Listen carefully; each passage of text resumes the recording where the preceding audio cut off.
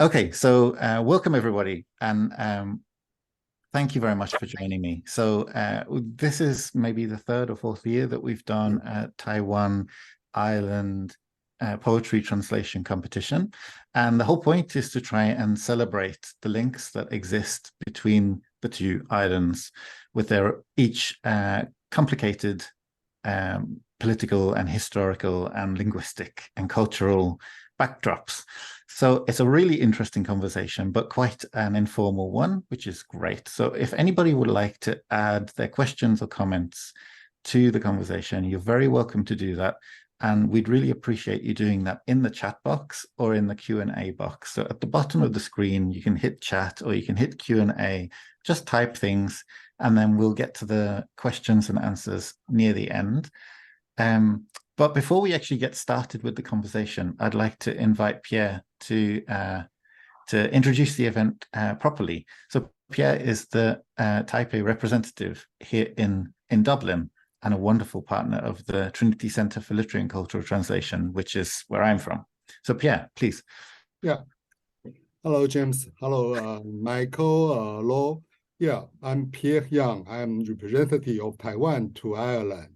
And we work with Trinity Center for Translation to build up this poetry competition. It's the third one for this year. But this year we choose a Hakka, a Taiwan Hakka poetry as a subject of this competition. And if we use a loose definition, about 20% of Taiwanese population is Hakka, but it's a very loose definition. But if the people using Hakka language in life should be lower, I think. But Hakka culture has indeed integrated into Taiwanese culture already. For example, I mentioned to the two translators, the winner, that in my life, Hakka stir fry is an important Taiwanese cuisine. But that will be very interesting for you that this time we invite Tseng Kuei-hai, a Taiwanese Hakka most important, I think, poet, to create a new poem for us. So I'd like to let you know Tseng Kuei-hai, Dr. Zheng, he is at the same time medical doctor, but also an important Taiwanese poet. Study for a period the history of Ireland and compare to history of Taiwan and create a new poetry for us. So when James said we must review, we must check all the translation with the criteria of Irish poetry tradition, I am totally agree for that, because the poet himself pay a lot of vigor to study the history of Ireland. So that will be very interesting. So I like to know from the point of view of Michael or Law or James, what you find the original Hakka poetry, and what is challenge for you to translate this kind of mix the history, the hope, the wish of Taiwanese people, but also interpretation about Irish history. That's very interesting for me. And that's also the goal of our competition, to try to link Taiwan and Ireland. That's what I like to say. That's a lovely introduction. So thank you very much, Pierre. And it's a wonderful question as well. So maybe I can start with Lo and ask you, what does anything jump out at you as being particularly difficult about translating this poem for an Irish audience? Hi, sorry, I think I was muted earlier. So hi, Lo, I'm one of the translator.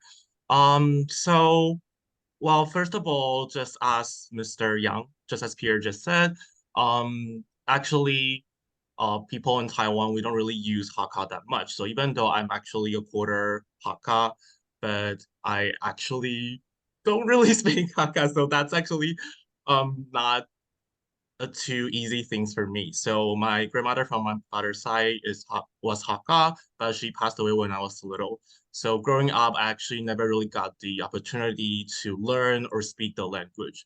So I do find that challenging, but also really rewarding because I feel like this is like a opportunity to reconnect with my heritage, reconnect with somehow with my grandmother. I feel like as a Taiwanese, or I believe as an Irish, as yeah, I'm not, but yeah, um, I do feel like the struggle of identity is really profound, and it's just like an ongoing thing that every Taiwanese or maybe Irish has to face throughout our life. And I do find it really interesting that the poetry covers that, and I guess it's kind of tricky to find a way to relate these two different histories somehow so a little bit alike.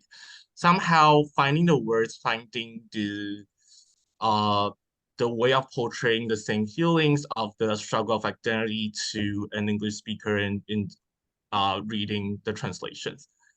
Sorry if that's a little bit over the place, but I do feel like this poetry speaks to me personally a lot of searching my background, searching my identity, and also of uh, generating my passion of translations to English readers. Yeah, that's a brilliant answer. Thanks so much. Thank you very much. And Michael, can I ask you the same question as well, please? Like what did you find particularly moving or difficult about translating this poem?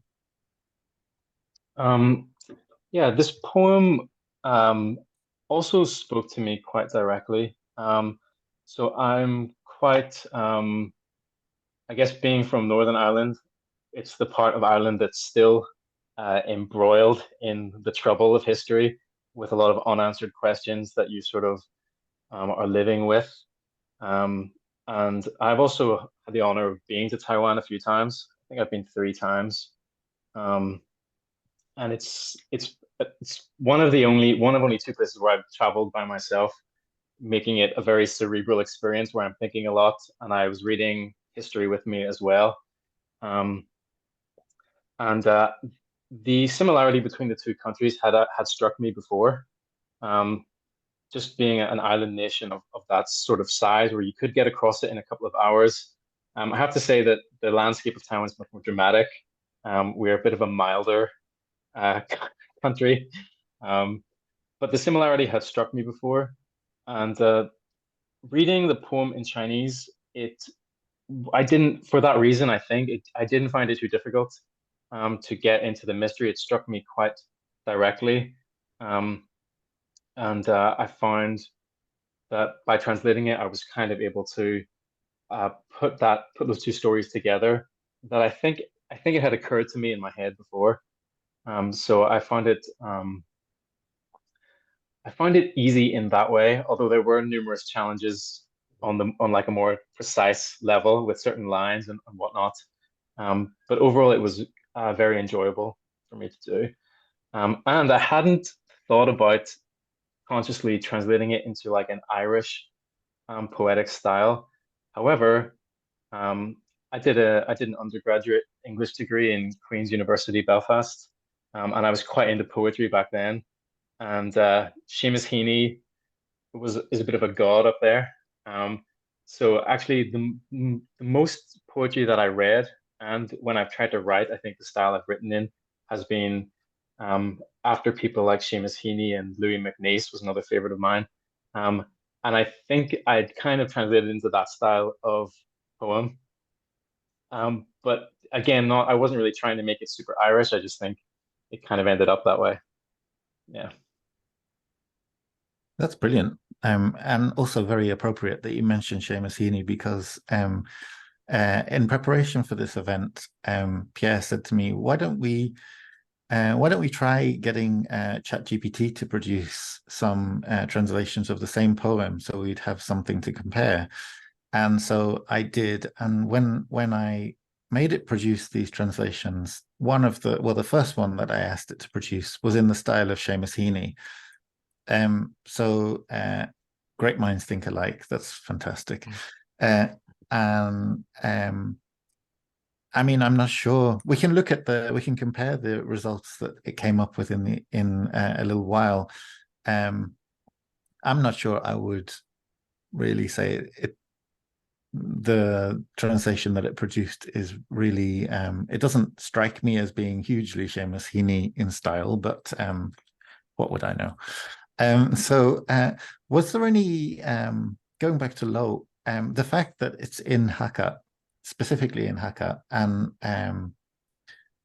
you were translating it into English, of course, because it's a language which uses characters instead of just writing everything out phonetically, we have a little bit of a help.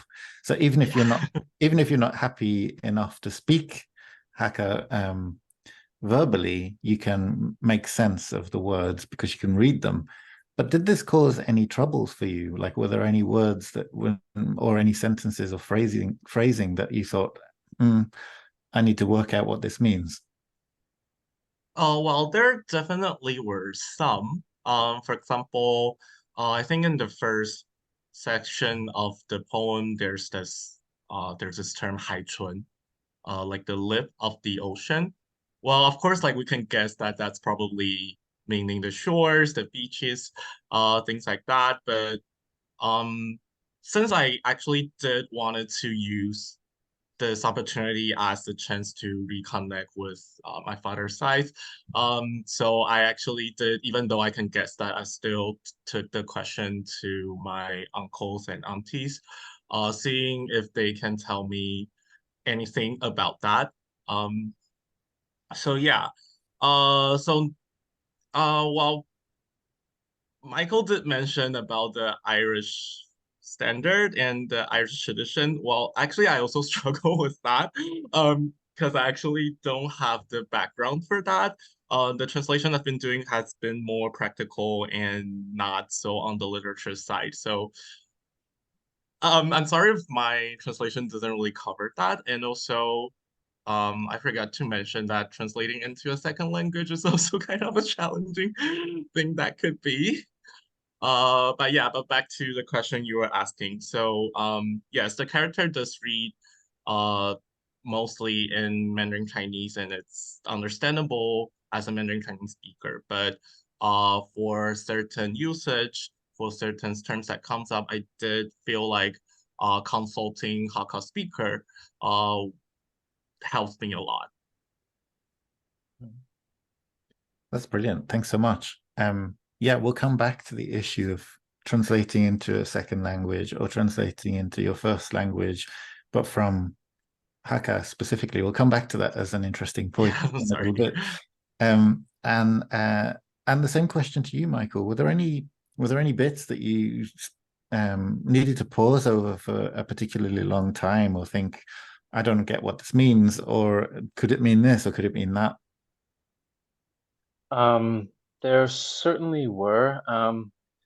I so I of course I can read Mandarin Chinese. And I did use a dictionary to look up a number of terms, even similar to Lo's answer, where I kind of knew the two characters, and it's kind of clear enough to me what it means. I would look it up. Um, the only one I can remember looking up is the kind of particle of that line, enduring a lifetime of suffering or something similar. Something like 称手一生解苦难. The 解 in there, that was one that I understood it more or less as a kind of possessive particle or something like that, but I was trying to look for a while to see the exact meaning of that. And I remember it was quite challenging to do so because it's not like because there's for vocabulary like nouns and whatever, there's a lot of like dictionary that you can find the answer, but the grammatical stuff was a bit more tricky. And as far as, of course, there's differences in pronouns and everything like that. But I didn't find that too difficult to deal with. Yeah. That's brilliant. So it wasn't insurmountable, and it was I enjoyed the opportunity to learn a little bit about the Hakka language, actually. Yeah. So I mean, maybe in a poem, a certain amount is left kind of unsaid. We often find that when we're translating poems, it can be difficult as a translator because we really want to explain, like it's a journey. As you're going through the poem, you go through a journey of kind of discovering what the poem is all about and what the culture is behind it and what the particulars of the language are that maybe you've never encountered before. And then when we're translating, we really want to kind of explain all the stuff, but we can end up sometimes over explaining and not really translating anymore. So we can end up with a poem which is not really a poem. Like we can end up with maybe a description of the poem instead. But it seems like both of you have been able to really restrain yourselves in that respect much better than I would, because you have ended up with poems in both cases. So Lo, you mentioned translating into a second language is no mean feat. So massive congratulations to you for being able to do that and end up with a poem as well. How conscious were you of needing the translation to end up as in kind of a poetic form when you were translating? Like how big an issue was that for you? Oh, well, I definitely went through a few different versions before submitted my final result of it. Um, but yeah, but I feel like since you mentioned the second language thing, I feel like the familiarity that I have with an English poem is also a trouble that I face. So at first I feel like, since it's a poem, I have to keep rhyming and stuff like that. But it just makes everything feels really unnatural to me. And I also struggle with what you said because I wanna translate the feelings and the meaning behind it and also all the historical reference. And also all those reference represent that might not be so familiar with an English reader, but it's like really obvious for people who grew up in Taiwan or people who has a Taiwanese background. So yeah, so I did went through a few different versions. In the end, I just decided to stick to whatever the original poets have. How much information it was provided inside the original version, then that's how much information that I will provide in my translations. So yeah, so I feel like the keeping in mind of it's a poem thing kind of comes and goes, but in the end, I just kind of want to be true to what Dr. Tseng want to convey in his poem. Well, that's a very honest way of doing it. That's brilliant. It's a very humble way of doing it as well. Many people would feel like they want to kind of own the translation that they've produced. So, and I can completely relate to thinking, well, if it's a poem, then it has to rhyme or it has to have some kind of named structure. But the fact that you tried to keep it as close to the source text, I'm sure is very much appreciated. So, Michael, can I ask you also, were there any issues to do with producing a poem instead of producing a kind of description of the poem for you?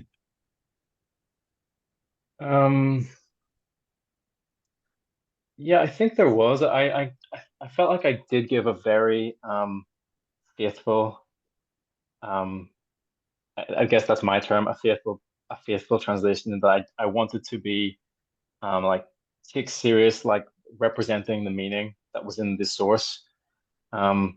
My stylistic struggle was I felt like it was a big decision to use as much to punctuate it because I feel like there's a trend in English poetry in general. There's a trend towards like unpunctuated free verse, which makes it very ambiguous and impressionistic. And I've noticed, like, because a lot of Chinese poetry tends to be punctuated less, I don't know, not so punctuated as English language poetry, that a lot of big translations and popular translations of Chinese verse are in that like under punctuated free verse style. But I kind of went the opposite way, and I think made quite strong use of punctuation in terms of, I feel like that's my interpretation, that I sort of give my own version of the pace of the poem, the rhythm of the poem, and actually in a way the meaning as well, because I think punctuation has meaning. And it's almost the punctuation I feel is my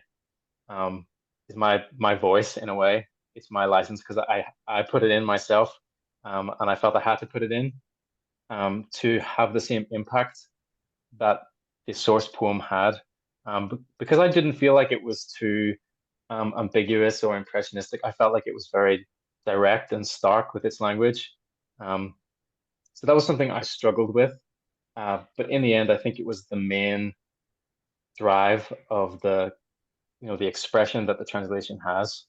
And it's sort of the thing that I almost had to, but certainly ended up embracing to kind of give my own version of the source poem.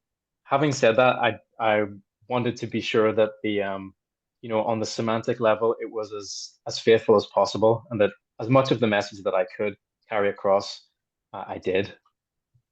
So that was my approach. That's a really profound point. Thanks so much for pointing that out.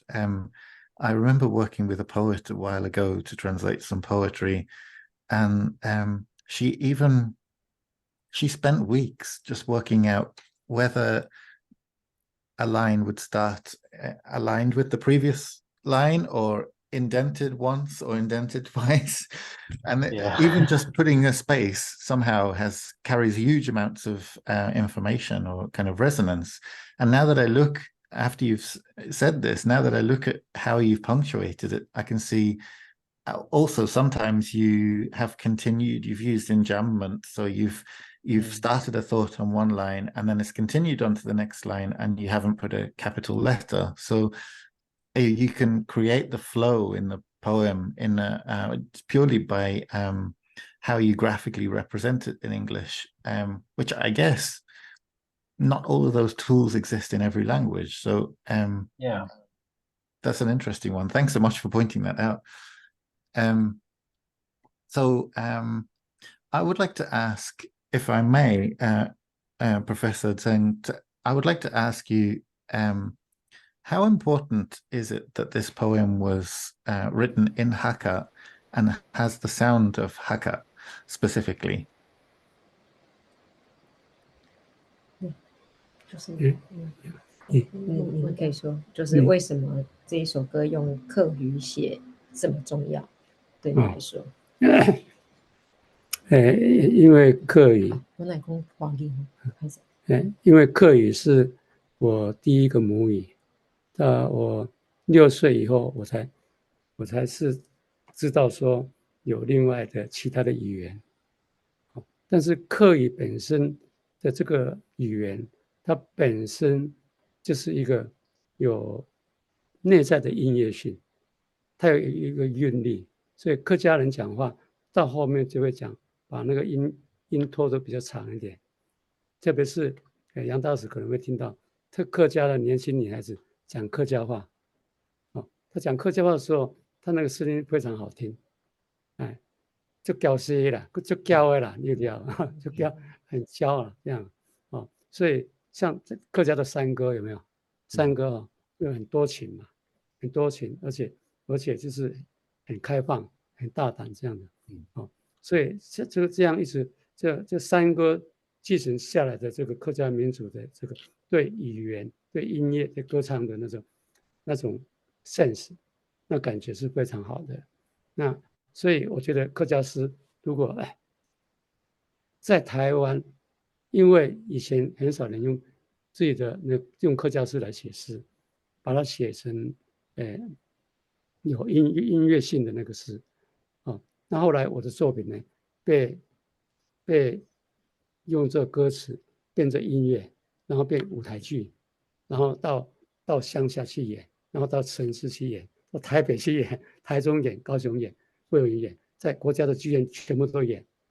那这样的时候，其他族群的人听我们的歌声的时候，就知道说，他们都会了解说，他们告诉我说他听得懂，他能够了解，能够理解，因为这个那样的一个旋律，还有一个内在的韵律所以我觉得，客家话本身跟其他的民族一样，都认为自己的语言是最漂亮的、最好听的，但是客家话其实是很好听的啦。So yeah, Hakka was my first language, and I spoke it till age 6, till I found out, and only after age 6 did I find out about any other languages in this world. And the Hakka language itself is very musical, is very rhythmical. So for example, the traditional Hakka folklores, the mountain songs, when young ladies sing it, their voices are super beautiful and very girly. And when Hakka people speak, they also have a elongated ending sound, and so the language is very melodic in a way. And and the we were talking about the mountain folklores. It's the lyrics in it is very sensational. Sometimes it can be quite open and bold. So yeah, these people have a unique language and the music sense.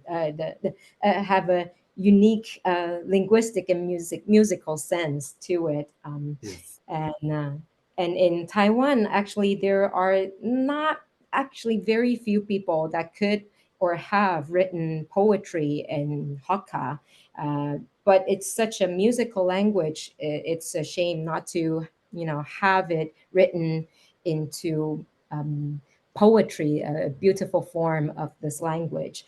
And so later on, my work has been rewrote into lyrics and then rewritten into a stage play that was shown in the countryside and then taken to Taipei, to Kaohsiung, to national theaters. And so other groups of people also learned about our culture and our language, and they learned to appreciate our language and the innate melody in it. And so, as a Hakka native, we naturally think our own language is the most beautiful and the most musical in the world. Good. Brilliant. Thank you so much. Thank you. So, so it was important that this poem was presented in Hakka and not any other language. In previous years, we've discussed also the Taiwanese language and, of course, Mandarin. And I think it's really, really interesting, especially for people in Ireland, to discover that there are all sorts of different languages and people living in Taiwan and coexisting. And each one of these groups, just as you just said, is kind of proud of its own identity and sustaining that identity, making sure that it's not erased or kind of homogenized with every other culture. And I think a lot of Irish people would really relate to that kind of situation, not only because of the past, but also presently the Irish language exists and struggles to some extent with not being homogenized out of existence. And also the Irish language itself is not one homogeneous group, but it has multiple different dialect communities. Michael, do you have, when you think about this connection that we've made between the historical and cultural complexity of Taiwan and what I just pointed out in Ireland. Do you feel like this is an important part of the poem? Like when you were translating, did this become more and more important to you, or was it something that you thought from the outset, oh yeah, this is clearly there? No, it's something that I did think about, and it had occurred to me that language is an important part of the Irish story too, and there have been great efforts to um, maintain the Irish language. Regrettably, I do not speak it. My father claims to speak it. My grandfather claims to really speak it, but I never actually heard them speaking very much of it. Um, but yeah, in the South, it's become more like at least among my cousins, it's more like a school subject almost at the moment. You have to learn it in school, but you don't actually uh, yeah, you don't learn it very much, and you don't use it very much on the street. Um, yeah, I think there is that side of it, and I try to in a sort of a in the process of preparing of doing the translation, I not only try to study as much of the language as I could.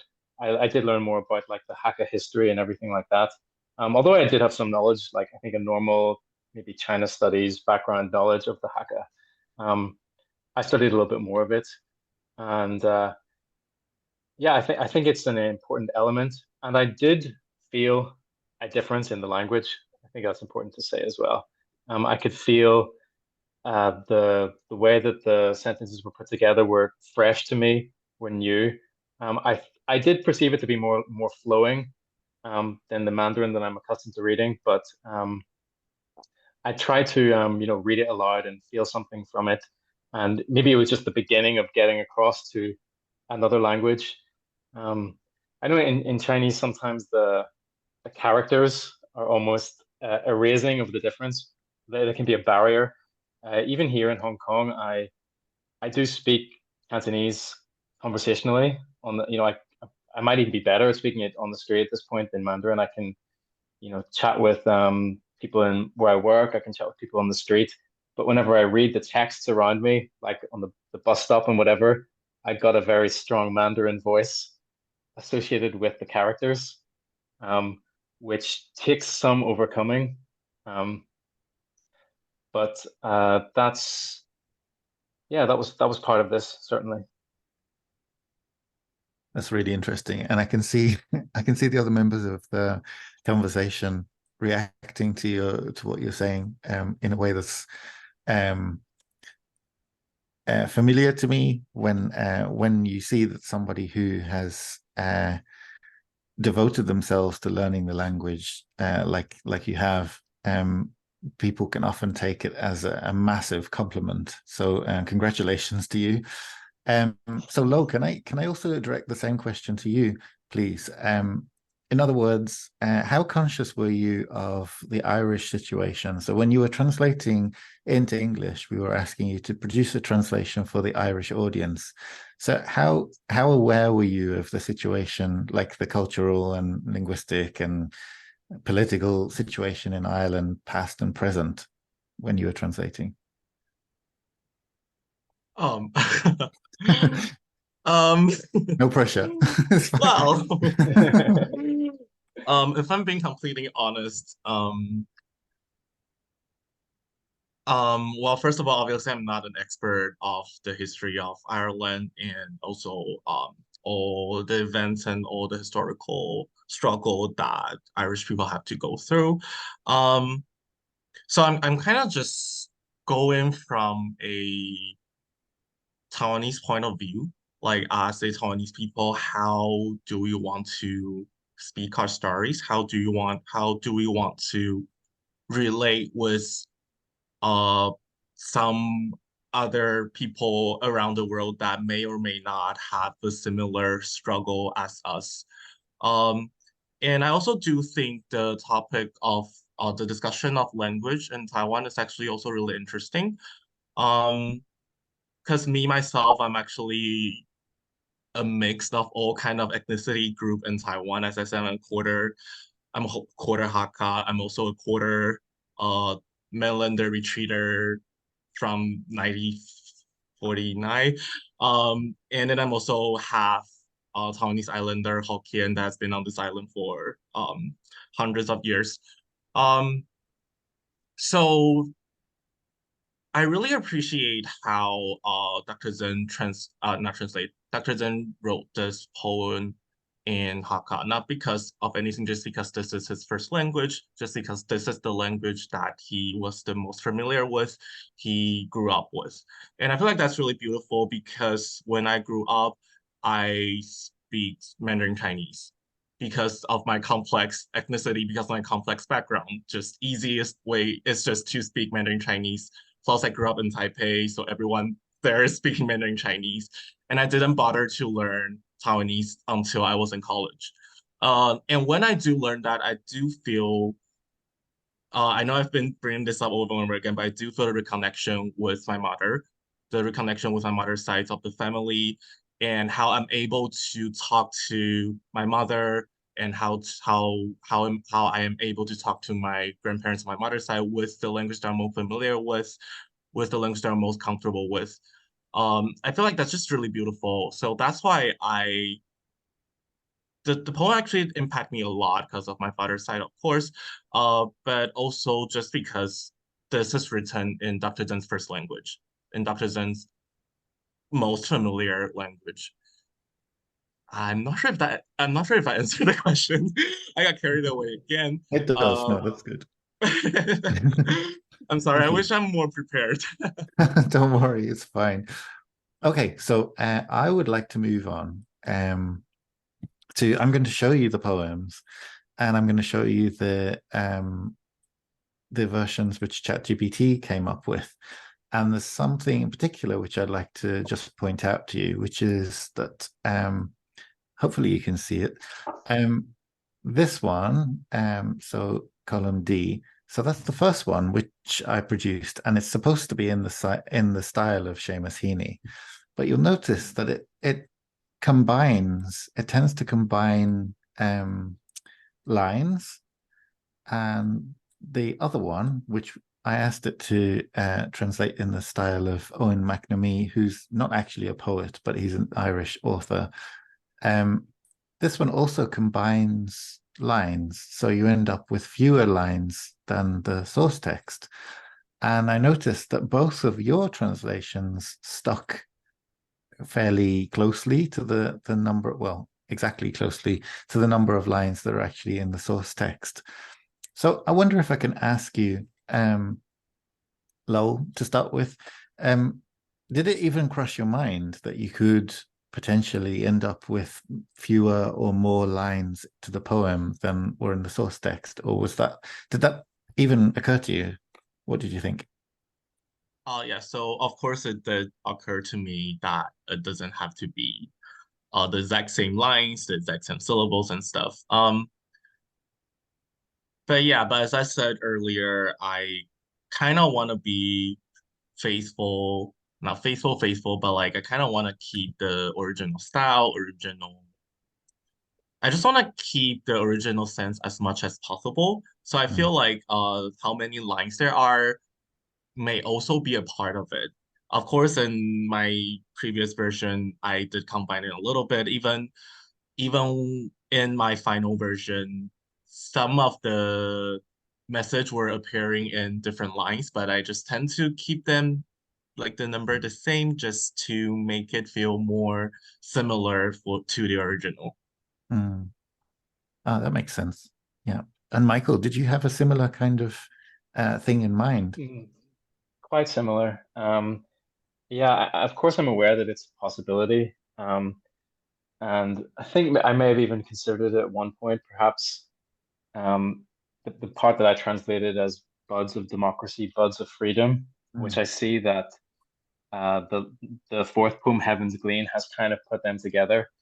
I feel like you have a tendency in English because it's a kind of a shorter line, and you might put them on the same line if you're writing an English poem. But I feel like when I'm translating a poem, I have strong tendency not to do that because I feel like there's meaning in there's meaning in the rhythm of the poem. There's meaning in the line breaks, and I feel like I'm doing something kind of drastic. Like the way that I've translated it, with the line break there, slows it down essentially in my mind, keeps the pace, you know, yeah, keeps it more measured, which I think it was in the original. And yeah, ultimately I just saw those things as like the length of the lines and the rhythm that's imposed on the poem by where the line breaks are, what was meaning containing, and that I wanted to be as faithful as possible to that meaning, especially since I was taking license elsewhere with the my punctuation, etc. So I just feel like in poetry, in my personal opinion, it's it's full of meaning, and it's a meaning that can transfer across languages readily enough compared to other forms of meaning. So that's why I stuck with it. That makes perfect sense. Yeah. And I'd agree with you that the second machine translation is maybe not ideal when it comes to representing this obvious pattern which exists in the source text. So you've got an almost repeated line, but over here in the fourth column, you've got kind of, it's difficult to perceive a repetition there if you don't know that it's there already. Okay, and then I was very moved or hit by the very last line, or the very last thought that the poem ends with. So I'd actually like to ask Professor Tseng, if that's okay, can I ask you who you're directing this line to? So is it to Ireland, or is it to the world, or is it to Taiwan, or is it to the whole human race? I'd really like to know who you're saying not to let go to. 对象无放弃，对台湾、对 Ireland 还是对这个世界？这个两种意思啦，两种意思。第一种就是讲，两种意思。第一个意思就是说，我们跟爱尔兰这个手握起来是不放手；第二个是为我们的人类的自由民主握起来不放手。这是一个人类的这个民主自由这个命运，所以握起来。那另外第三种就是说，我们有共同的历史，有共同的一个政治体制，那有共同的那个一些内部的问题，所以我们要握手起来，大家共同不要放掉，不要放弃。这个手是一直握着，直到我们拥有完全的自由、民主跟人权。所以这是这个不放手的这个隐喻 metaphor 大概是这个意思。所以这个两段，这就不放手，本来是可以连在一段，但是我把这个不放手放作一个相当重要的，这连给这个我们的 hand 这样。hand， 这个我们的手。Yeah, so there are two. 最后一个那个共同历史是台湾人的共同历史。印尼马西亚那样。类似的共同历史。So yeah, there are two meanings to this not letting go. The first is us and Ireland, because we're friendly nations, and once we are taking our hands together, we tend to not let go. And the second is the human race, our democracy and our freedom, our fate is all interconnected. So we don't want to let go. And the third is our mutual history and our shared history, our shared political systems, and we both have our internal problems that we have to solve, and we both have to struggle through all these difficulties.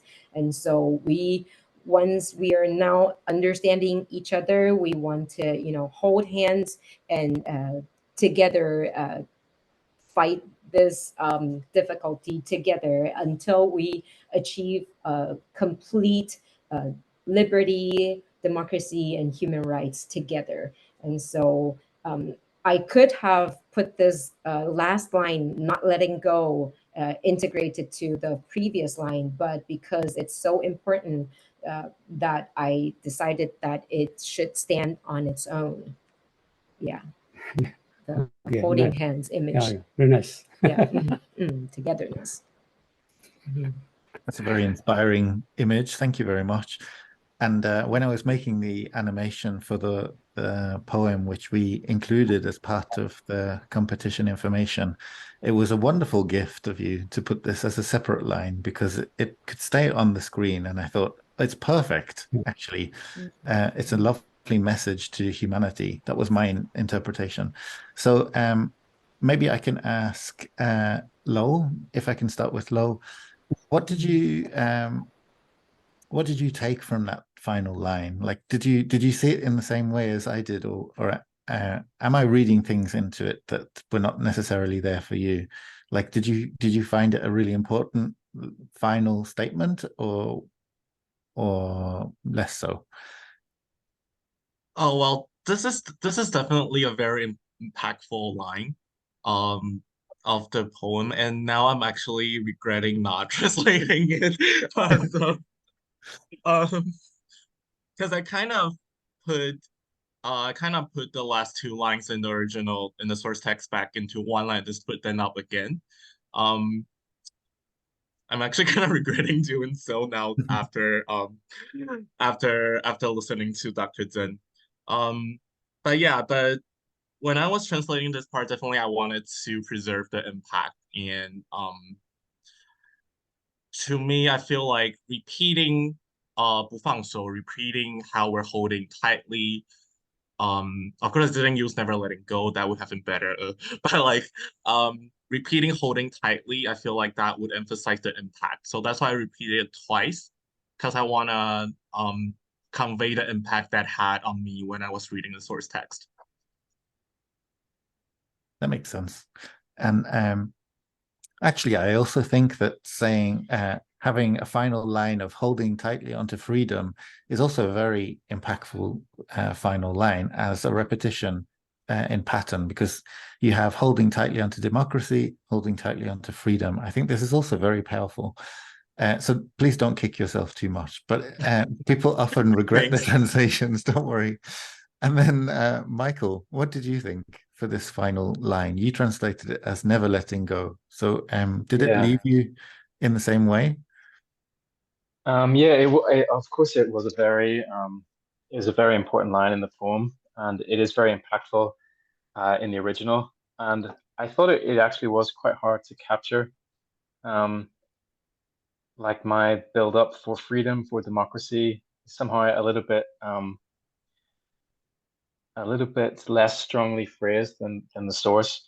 And one regrettable thing is that in the source language, it kind of has a double meaning. It's sort of a description, which is how I've translated it, never letting go, but it could also be like an imperative or a rallying cry, oh, let's never let go. So I had to choose. I couldn't really continue that double sense into English. And in the end, I went for like a more understated, never letting go. But it is lacking a little bit of the force of the original, I think, because it also has this kind of rallying feeling. I guess that was just a choice. I'm trying to like reconsider it now that it's under the spotlight. But I think it's I like the tone that it has this way. It's a hopeful tone at the moment, rather than like a very forceful, which on balance I think is closer to my reading of the source. But definitely it was difficult in that sense, and I'm aware that it is extremely important line, and definitely very impactful. Yeah, I completely agree. The ambiguity is, on one hand, what makes poetry super special. And on the other hand, it makes it a nightmare for translators, because very often you can't translate this kind of ambiguity. And I especially like that, the fact that this could be a description, it could continue the rest of the stanza, so which is descriptive, or it could be kind of set aside and saying, yeah, don't let go as an imperative. So I mean, the second ChatGPT version did something completely different. Let me just share it with you. And said an unyielding grip, which really has no has no ambiguity with it at all, and also to me sounds a little bit aggressive, maybe.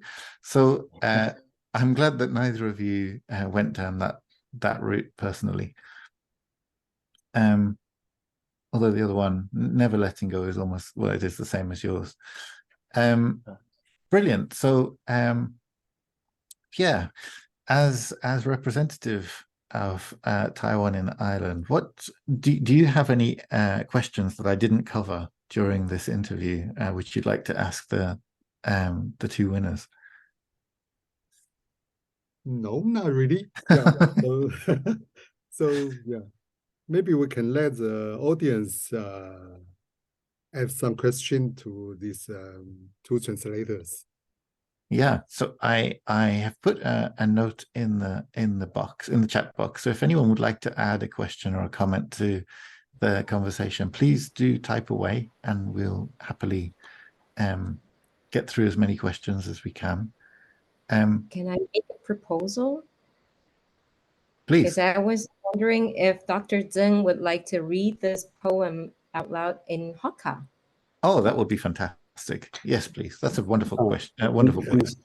你拢念嘛？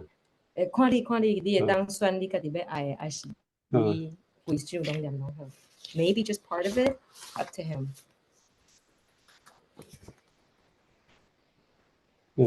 上尾两段。So the final 2 stanzas. 爱尔蘭係台灣嘅上天，唔但係目前同協，也曾經染紅歷史嘅長河。反抗係唔最高尚嘅情操，貫徹致命在，能夠堅持同意志，係世界數壓迫嘅民族中最善良嘅象徵。台灣同人有共同命運。中華純粹兩隻樹，藍地民族自由唔變數。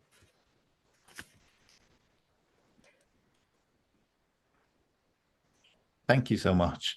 And actually, someone's just put in the chat box a brilliant idea, which I hadn't thought about at all. But maybe we can ask Lo and Michael also to read their translations of the same 2 stanzas. So it's Michael's one is on the left, and then Lo's is on the right. So maybe I can ask Michael to start. Okay. Resistance is your highest virtue. Driving out the colonizers, your will and resolve shine, brightest medallions for oppressed peoples of the world. Taiwan shares a destiny with you.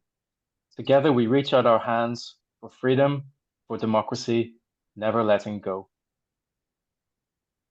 Fantastic. Thank you very much. And Lo, if I could ask you to read your one, the second one along. Okay.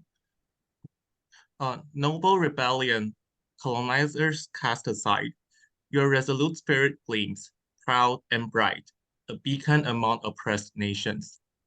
Destiny entwined, stands Ireland, stands Taiwan, extending our hands in unity's grasp, holding tightly onto democracy, holding tightly onto freedom. Really powerful. Thanks so much. And I'll read the 2 by ChatGPT. So I don't take any responsibility for these, but I'll just read them. So the first one is, again, in the style of Seamus, allegedly. Resistance is your noblest sentiment, expelling colonizers. Your steadfastness and will shine as the brightest medals among the oppressed nations of the world. Taiwan and you share a common destiny, 2 hands extended in unity, embracing democracy and freedom, never letting go. And the second one is supposed to be in the style of Owen McNamee. resilience is your anthem, casting out colonizers, your unwavering resolve and collective will, a radiant beacon amongst the oppressed nations. Taiwan and Ireland, fates entwined, two hands clasped, reaching for democracy and freedom, an unyielding grip.